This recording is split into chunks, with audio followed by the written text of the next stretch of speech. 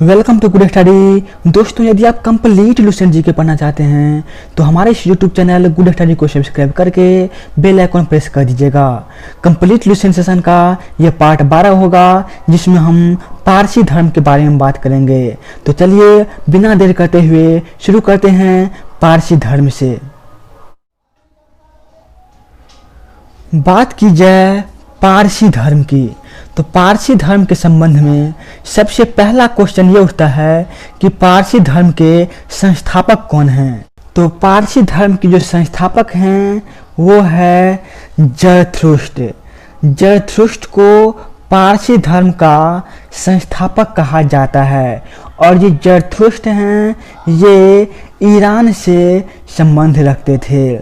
ऐसा माना जाता है कि जब ईरान में इस्लाम धर्म का प्रचार प्रसार होने लगा, उससे पहले वहाँ पर पारसी धर्म का ही विस्तार था, लेकिन जब वहाँ पर इस्लाम आ गए तो पारसी धर्म के लोगों को प्रताड़ित करना शुरू कर दिया और वहाँ पे सभी को जबरन इस्लाम धर्म मनवाने के लिए प्रेरित करने लगा।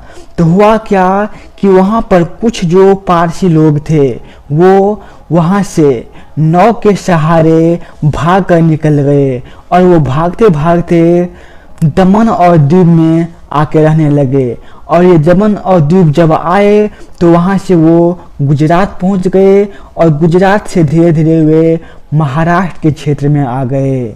और वर्तमान में जितने भी पारसी लोग हैं उनका ज़्यादातर हिस्सा जो है वो भारत में निवास करते हैं और माना जाता है कि लगभग विश्व में 1 लाख व्यक्ति अभी ऐसे हैं जो पारसी धर्म से संबंध रखते हैं, जिसका सबसे ज़्यादा हिस्सा जो है वो महाराष्ट्र क्षेत्र में फैला हुआ है। विश्व में जितने भी पारसी लोग हैं उनका अधिकांश भाग जो है वो भारत में ही निवास करते हैं। फिर आगे दिया हुआ है पारसी धर्म की शिक्षाओं का जो संकलन है वो कहाँ पे है, वो ज़िंदा अवस्था नामक ग्रंथ में है।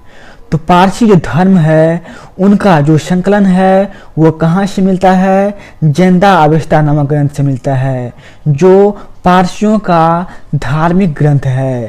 तो ऐसा पूछा जाता है कि पारसी का धार्मिक ग्रंथ क्या है। तो पारसी का जो धार्मिक ग्रंथ है उसका नाम है ज़िंदा अवस्था। फिर आगे दिया हुआ है इनकी मूल शिक्षा का सूत्र है। तो पारसी धर्म जो है इनके जो मूल शिक्षा है उनका सूत्र क्या है, सद्विचार, सद्वचन और सद्कार्य। तो पारसी धर्म के कितने सूत्र हैं, 3 सूत्र हैं। पहला सद्विचार, दूसरा सद्वचन और तीसरा जो है वो है सद्कार्य। और पारसी धर्म के जो अनुयायी हैं वो एक ईश्वर किसको मानते हैं, अहुर को मानते हैं। तो पारसी धर्म के जो अनुयायी हैं वो एक ईश्वर अहुर को मानते हैं। और पारसी धर्म के जो अनुयायी हैं उसको क्या कहा जाता है, तो अग्नि पूजक कहा जाता है। पारसी धर्म के जो अनुयायी हैं उसे अग्नि पूजक कहा जाता है। तो दोस्तों, आज के वीडियो में बस इतना ही।